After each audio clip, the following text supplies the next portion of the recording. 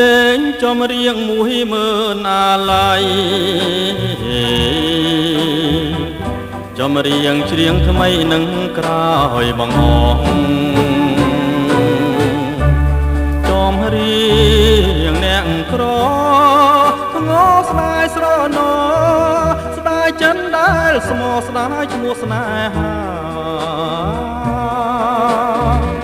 ចំរៀងសោកស្ដាយคล้ายជាពរជ័យ